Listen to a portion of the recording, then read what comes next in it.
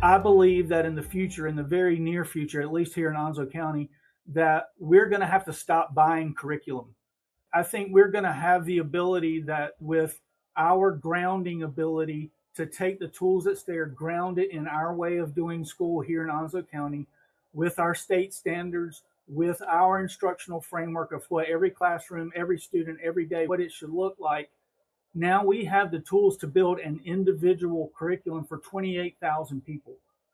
And that's 28,000 individual curriculums. And if we can do that, and if we can do it correctly, and it's grounded in the right frameworks and with the right standards, why would we go out and buy curriculum that are not targeted to that individual person anymore? That's where we're taking our heads right now. And when I have a teacher come up to me and say, hey, listen, I was going to retire, but this is the reason this is bringing me back in the classroom, that's worth the price tag of a year of any tool for that matter. Can I pop in with Jeff talking about curriculum? And he's absolutely right. The price of curriculum, the changing curriculum. You buy books and then they're outdated in a year or two. What we've been doing with our curriculum mapping, my instructional leadership team and myself, we've been piloting this year where we call in a group of teachers. We started a freshman seminar class.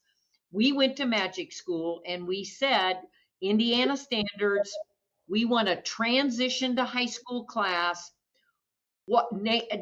Tell us. And it went, blah. We had all kinds of things.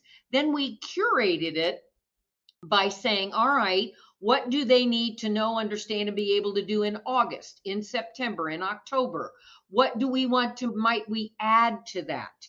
And so I think you're right on, Jeff. I think that utilizing Magic, not only the unit planner, but you can go to the dig deeper in the lesson planner so that you're getting a daily lesson that's more expanded. And then it's going to ask you, do you want assessments?